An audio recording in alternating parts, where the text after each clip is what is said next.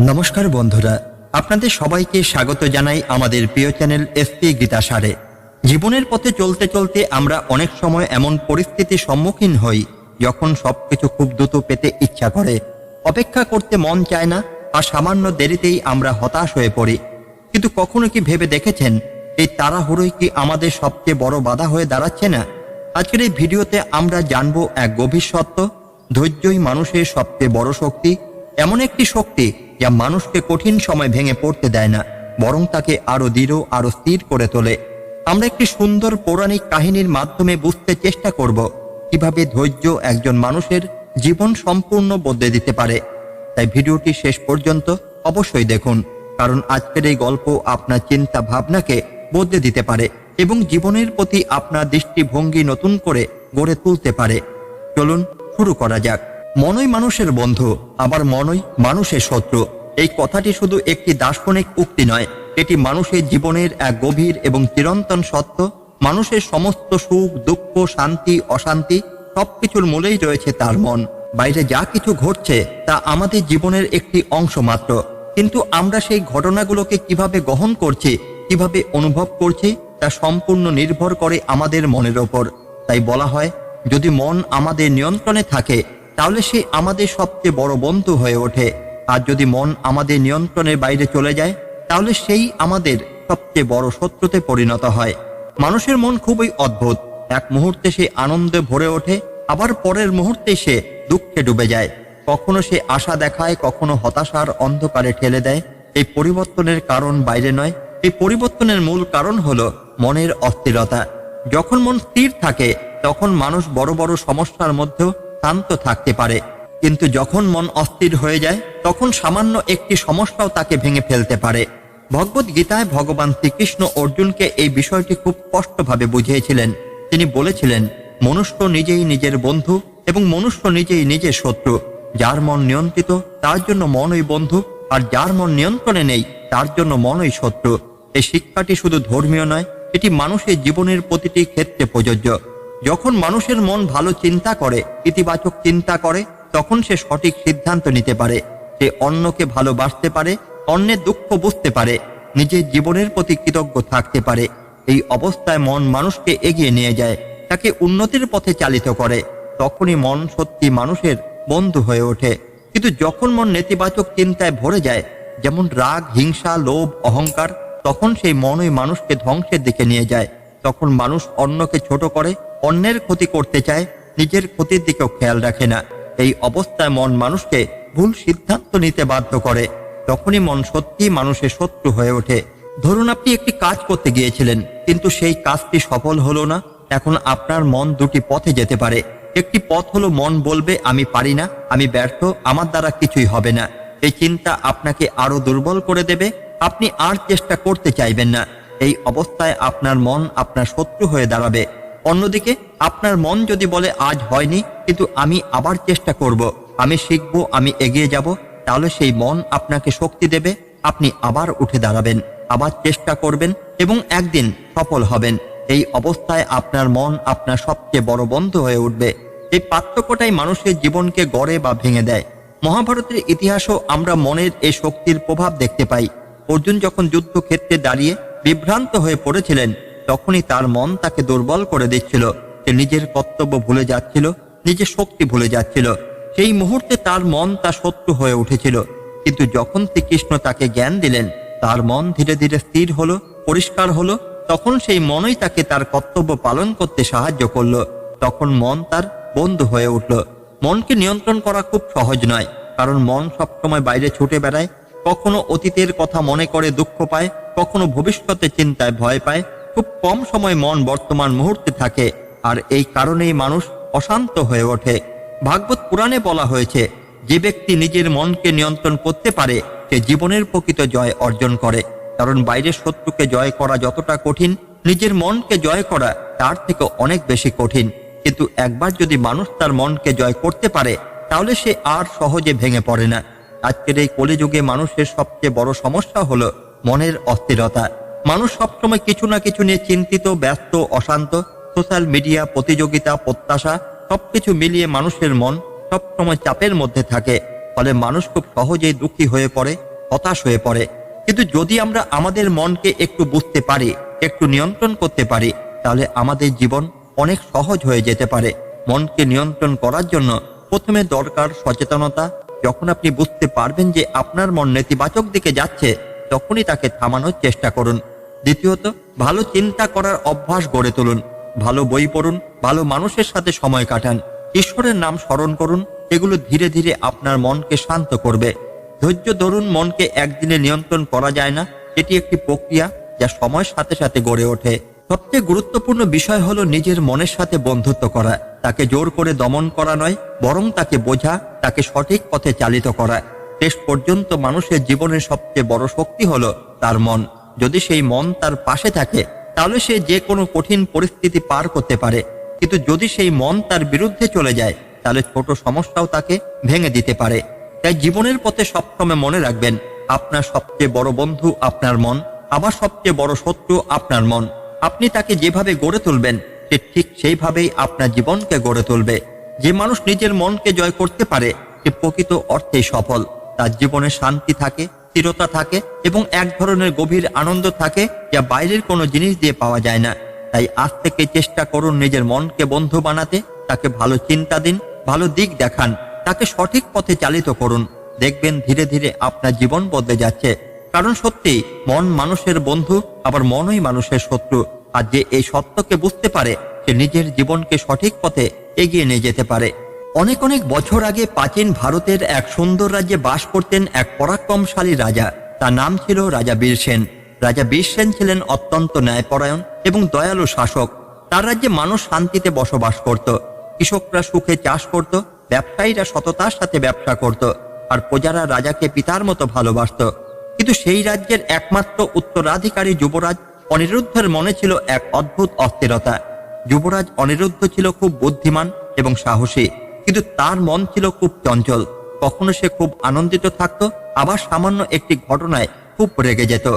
কখনো সে বড় বড় স্বপ্ন দেখত, আবার কখনো হতাশ হয়ে পড়ত। রাজা বীরসেন প্রায় ভাবতেন, এই চঞ্চল মন নিয়ে কি করে একদিন সে রাজ্য শাসন করবে। একদিন রাজা সিদ্ধান্ত নিলেন, যুবরাজকে এক মহাজ্ঞানী ঋষির কাছে পাঠাবেন, যাতে সে জীবনের প্রকৃত শিক্ষা লাভ করতে পারে। সেই ঋষির নাম ছিল মহর্ষি অত্রি। তিনি গভীর জঙ্গলের মধ্যে একটি আশ্রমে বাস করতেন এবং তার জ্ঞানের কথা দূর দূরান্তে ছড়িয়েছিল। যুবরাজ অনিরুদ্ধ রাজপ্রাসাদ ছেড়ে সেই আশ্রমে পৌঁছালো। আশ্রমে পৌঁছে সে দেখল, সেখানে কোনো রাজকীয় আড়ম্বর নেই। কয়েকটি ছোট কুটির, চারপাশে বিশাল গাছ, পাখির কলতান, আর এক অপূর্ব শান্ত পরিবেশ। যুবরাজ মহর্ষি অত্রির সামনে গিয়ে প্রণাম করল এবং বলল, গুরুদেব, আমার পিতা আমাকে আপনার কাছে পাঠিয়েছেন। তিনি চান আমি জীবনের প্রকৃত শিক্ষা লাভ করি। কিন্তু আমার মনে সবসময় এক অদ্ভুত অস্থিরতা কাজ করে। আমি বুঝতে পারি না কেন এমন হয়। মহর্ষি অত্রি মৃদু হেসে বললেন, অনিরুদ্ধ, তোমার সমস্যার মূল তোমার মন। মনই মানুষের সবচেয়ে বড় বন্ধু, আবার মনই মানুষের সবচেয়ে বড় শত্রু। যুবরাজ অবাক হয়ে বলল, গুরুদেব, একই জিনিস কিভাবে বন্ধু এবং শত্রু দুটোই হতে পারে? মহর্ষি অত্রি কিছুক্ষণ নীরব রইলেন। তারপর যুবরাজকে নিয়ে আশ্রমের পাশের একটি পাহাড়ের দিকে হাঁটতে লাগলেন। কিছু দূর যাওয়ার পর তারা একটি ছোট গুহার সামনে পৌঁছালো। গুহার ভেতর থেকে অদ্ভুত গর্জনের শব্দ আসছিল। ঋষি বললেন, এই গুহার ভেতরে একটি বন্য সিংহ আছে। তুমি কি তাকে বন্ধু বানাতে পারবে? যুবরাজ বিস্মিত হয়ে বলল, গুরুদেব, একটি বন্য সিংহ কখনো মানুষের বন্ধু হতে পারে না। সে তো বিপজ্জনক। ঋষি শান্তভাবে বললেন, যদি তাকে সঠিকভাবে প্রশিক্ষণ দেওয়া যায়, যদি তাকে নিয়ন্ত্রণ করা যায়, তাহলে সেই সিংহই মানুষের রক্ষক হয়ে উঠতে পারে। কিন্তু যদি তাকে নিয়ন্ত্রণ করা না যায়, তাহলে সে ভয়ঙ্কর শত্রু হয়ে দাঁড়ায়। যুবরাজ কিছুক্ষণ চুপ করে রইল। ঋষি তখন বললেন, মানুষের মনও ঠিক এই সিংহের মতো। যদি তুমি তোমার মনকে নিয়ন্ত্রণ করতে পারো, তাহলে সে তোমাকে শক্তি দেবে, সাহস দেবে, জ্ঞান দেবে। কিন্তু যদি মন তোমাকে নিয়ন্ত্রণ করতে শুরু করে, তাহলে সে তোমাকে ক্রোধ, লোভ, অহংকার এবং ভয়ের দিকে নিয়ে যাবে। যুবরাজ ধীরে ধীরে কথাগুলো বুঝতে শুরু করলো। এরপর ঋষি তাকে আশ্রমে থাকতে বললেন। দিন কেটে যেতে লাগলো। যুবরাজ ধীরে ধীরে আশ্রমের কাজ করতে শিখলো। গাছ লাগানো, পশুদের যত্ন নেওয়া, ধ্যান করা এবং নিজের চিন্তাকে পর্যবেক্ষণ করা। প্রথম দিকে তার মন খুব অস্থির ছিল। ধ্যান করতে বসলে নানা চিন্তা মাথায় আসতো। কখনো সে রেগে যেত, কখনো বিরক্ত হয়ে উঠত। কিন্তু ঋষি তাকে ধৈর্য ধরতে বললেন। একদিন ভোরবেলা যুবরাজ নদীর ধারে বসেছিল। সূর্য ধীরে ধীরে উদয় হচ্ছিল, পাখিরা গান গাইছিল আর নদীর জল শান্তভাবে বয়ে যাচ্ছিল। সেই মুহূর্তে হঠাৎ তার মনে এক অদ্ভুত শান্তি অনুভূত হলো। তার মনে হলো যেন তার ভেতরের অস্থিরতা ধীরে ধীরে দূর হয়ে যাচ্ছে। সেই দিন সে বুঝতে পারল, শান্তি বাইরে নয়, শান্তি তার নিজের মনের মধ্যেই আছে। কয়েক মাস পরে যুবরাজ আবার মহর্ষি অত্রির সামনে এসে দাঁড়ালো। সে বলল, গুরুদেব, এখন আমি বুঝতে পারছি আপনি কি বলতে চেয়েছিলেন। আগে আমার মন আমাকে সবসময় বিভ্রান্ত করত, কখনো রাগ, কখনো ভয়, কখনো অহংকার, এইসব আমাকে ভুল পথে নিয়ে যেত।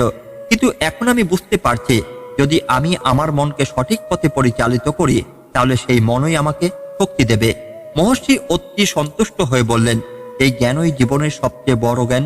যে মানুষ নিজের মনকে জয় করতে পারে, সে পৃথিবীর সবচেয়ে বড় বিজয়ী। কিছুদিন পরে যুবরাজ অনিরুদ্ধ রাজপ্রাসাদে ফিরে এলো। তার পিতা তাকে দেখে অবাক হয়ে গেলেন, কারণ আগে সেই অস্থির যুবরাজ আর নেই। তার চোখে এখন স্থিরতা, তার কথায় ধৈর্য, তার আচরণে প্রজ্ঞা। বছর কয়েক পরে যখন অনিরুদ্ধ রাজা হলো, তখন তার শাসনে সেই রাজ্য আরো সমৃদ্ধ হয়ে উঠল। কারণ সে জানত, সত্যিকারের শক্তি বাহ্যিক নয়, সত্যিকারের শক্তি নিজের মনের ওপর নিয়ন্ত্রণে। এই কারণেই প্রাচীন ঋষিরা বারবার বলেছেন, মনই মানুষের বন্ধু, আবার মনই মানুষের শত্রু। যদি আমরা মনকে সঠিক পথে চালিত করি, তাহলে সে আমাদের জীবনের পথ আলোকিত করে। আর যদি আমরা মনকে অবহেলা করি, তাহলে সেই মনই আমাদের অন্ধকারের দিকে নিয়ে যায়। তাই জীবনের পথে চলতে চলতে সবসময় মনে রাখবেন, নিজের মনকে জয় করাই মানুষের সবচেয়ে বড় বিজয়। জীবনের পথে আমরা সবাই শক্তি খুঁজি, কেউ অর্থে শক্তি খোঁজে, কেউ ক্ষমতায়, কেউ আবার মানুষের প্রশংসায়। কিন্তু একটি শক্তি আছে যা নিঃশব্দে মানুষের জীবন বদলে দেয়, তাকে ভেতর থেকে অটল করে তোলে, তাকে বিপদের মাঝেও স্থির থাকতে শেখায়। সেই শক্তির নাম ধৈর্য। ধৈর্য মানুষের সবচেয়ে বড় শক্তি, কারণ এই একটি মাত্র গুণই মানুষকে কঠিন সময় ভেঙে পড়া থেকে রক্ষা করে এবং তাকে তার লক্ষ্য পর্যন্ত পৌঁছে দেয়। ধরুন, আপনি একটি বীজ মাটিতে পুঁতলেন, সেই বীজটি কি একদিনে গাছ হয়ে যায়? না, তাকে সময় দিতে হয়, জল দিতে হয়, যত্ন নিতে হয়। ঝড়, বাদল, রোদ, বৃষ্টি সবকিছু সহ্য করে ধীরে ধীরে সেই বীজ অঙ্কুরিত হয়, তারপর একদিন বিশাল বৃক্ষে পরিণত হয়। ঠিক তেমনই মানুষের জীবনও সাফল্য একদিনে আসে না, সেখানে লাগে ধৈর্য, পরিশ্রম এবং বিশ্বাস। আজকের এই দ্রুতগতির পৃথিবীতে আমরা সবাই তাড়াহুড়ো করে ফল পেতে চাই। আমরা চাই আজ কাজ করব, কালই ফল পেয়ে যাব।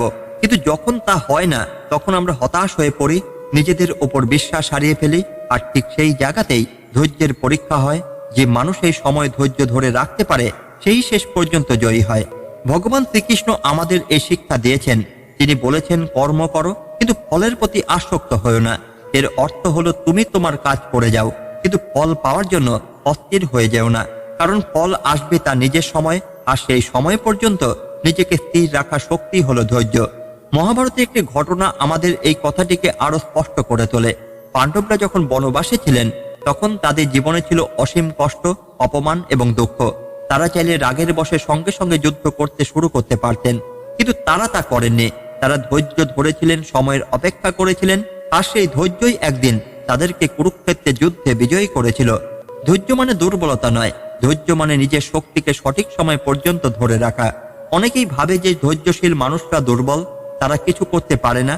কিন্তু আসল সত্য হলো, যে মানুষ নিজের রাগ, হতাশা এবং অস্থিরতাকে নিয়ন্ত্রণ করতে পারে, সেই সবচেয়ে শক্তিশালী।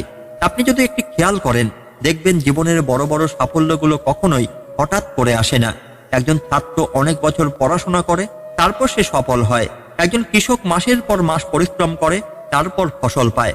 একজন শিল্পী বছরের পর বছর সাধনা করে, তারপর সে তার শিল্পে পারদর্শী হয়। এই সবকিছুর পেছনে রয়েছে একটাই গুণ, ধৈর্য। কিন্তু জীবনের সবচেয়ে কঠিন সময় হলো যখন সবকিছু আপনার বিপক্ষে যায়। আপনি চেষ্টা করছেন, পরিশ্রম করছেন, তবুও কিছুই ঠিকঠাক হচ্ছে না। তখনই মনে হয় সব ছেড়ে দিই আর চেষ্টা না করি। কিন্তু ঠিক সেই সময় ধৈর্য আপনাকে বাঁচাতে পারে। সেই সময় যদি আপনি নিজেকে ধরে রাখতে পারেন, নিজের লক্ষ্য থেকে বিচ্যুত না হন, তাহলে একদিন সেই কঠিন সময়ও কেটে যাবে। ধৈর্য আমাদের শেখায়, প্রত্যেক সমস্যার একটা সময়সীমা আছে। কোনো দুঃখ চিরস্থায়ী নয়, কোনো কষ্ট চিরদিন থাকে না।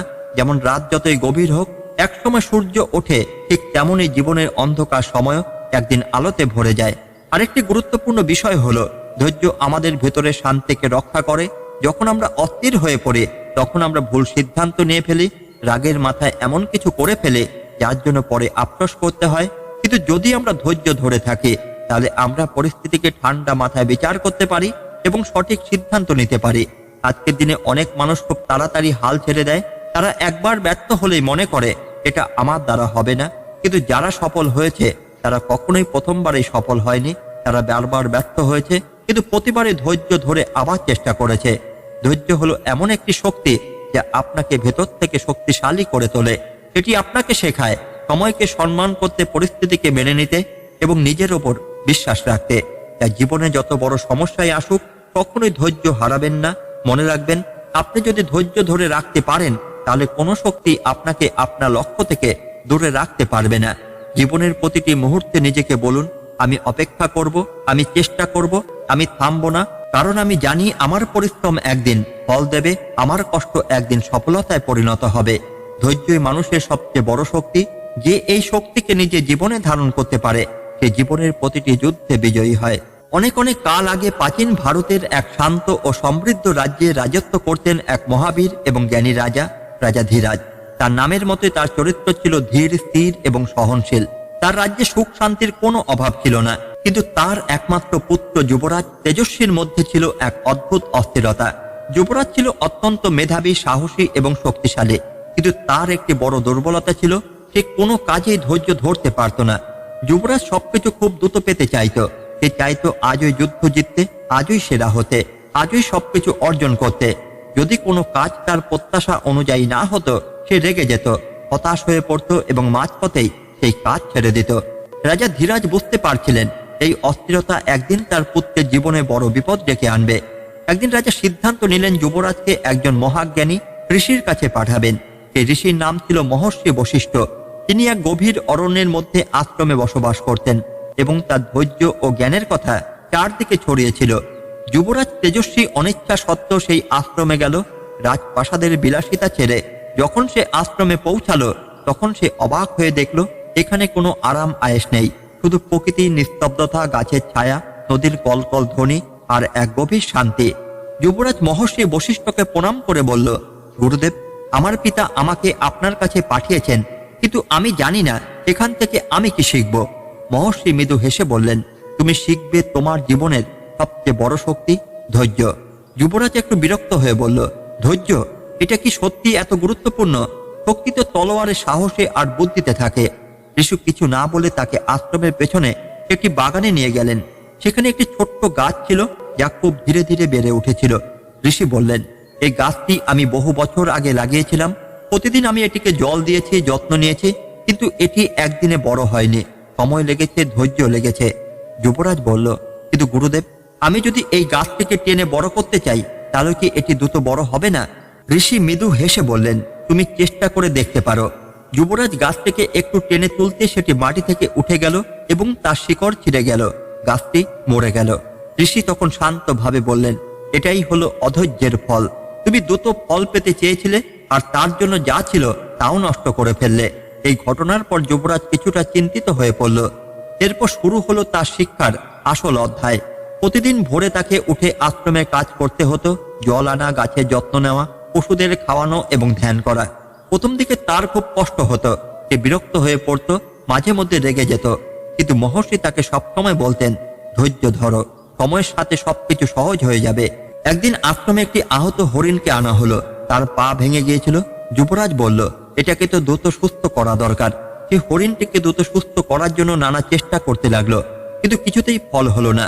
ঋষি তাকে থামিয়ে বললেন, প্রকৃতির নিজস্ব সময় আছে। তুমি যতই তাড়াহুড়ো করো না কেন, সুস্থ হতে তার সময় লাগবেই। তোমার কাজ হলো যত্ন নেওয়া, অপেক্ষা করা। যুবরাজ ধীরে ধীরে বুঝতে লাগলো সবকিছু নিজের সময় হয়, জোর করে কিছুই অর্জন করা যায় না। মাসের পর মাস কেটে গেল। একদিন যুবরাজ লক্ষ্য করলো সে আগের মতো আর অস্থির নয়, তার মধ্যে এক ধরনের শান্তি এসেছে। সে এখন ধীরে ধীরে কাজ করে, কিন্তু প্রতিটি কাজেই তার মনোযোগ এবং নিষ্ঠা অনেক বেশি। একদিন সে মহর্ষির কাছে গিয়ে বলল, গুরুদেব, এখন আমি বুঝতে পারছি ধৈর্যই আসল শক্তি। আগে আমি ভাবতাম দ্রুত কাজ করাই শক্তি, কিন্তু এখন বুঝতে পারছি যে অপেক্ষা করতে পারে, সে সময়কে সম্মান করতে পারে, সেই সবচেয়ে শক্তিশালী। মহর্ষি বশিষ্ঠ সন্তুষ্ট হয়ে বললেন, তুমি সত্যিকারের শিক্ষা পেয়েছ। মনে রেখো, জীবনে বড় কিছু অর্জন করতে হলে ধৈর্যই তোমার সবচেয়ে বড় অস্ত্র হবে। এরপর যুবরাজ তেজস্বী রাজপ্রাসাদে ফিরে এলো। তার পিতা তাকে দেখে অবাক হয়ে গেলেন। কারণ তার মধ্যে আর সেই অস্থিরতা নেই। এখন সে শান্ত, স্থির এবং গভীরভাবে চিন্তা করতে পারে। বছর কয়েক পরে যখন তেজস্বী রাজা হলো, তখন তার শাসনে সেই রাজ্য আরো উন্নত হয়ে উঠল। কারণ সে জানত, যুদ্ধ হোক বা শান্তি, সিদ্ধান্ত নেওয়ার আগে ধৈর্য ধরে পরিস্থিতি বোঝা সবচেয়ে জরুরি। একদিন রাজা তেজস্বী তার প্রজাদের উদ্দেশ্যে বললেন, জীবনে অনেক সময় এমন আসবে যখন মনে হবে সবকিছু দ্রুত পেতে হবে, কিন্তু মনে রেখো, ধৈর্য হারালে তুমি যা পেতে পারতে তাও হারিয়ে ফেলবে। আর যদি ধৈর্য ধরে থাকো, তাহলে একদিন তুমি সবকিছু অর্জন করতে পারবে। এইভাবেই সেই রাজ্যের মানুষ ধৈর্যের প্রকৃত মূল্য বুঝতে শিখল। কারণ সত্যি, ধৈর্য মানুষের সবচেয়ে বড় শক্তি। যে এই শক্তিকে নিজের জীবনে ধারণ করতে পারে, সে কখনো পরাজিত হয় না। সে ধীরে হলেও নিশ্চিতভাবে তার লক্ষ্য অর্জন করে। ধন্যবাদ। জয় শ্রীকৃষ্ণ।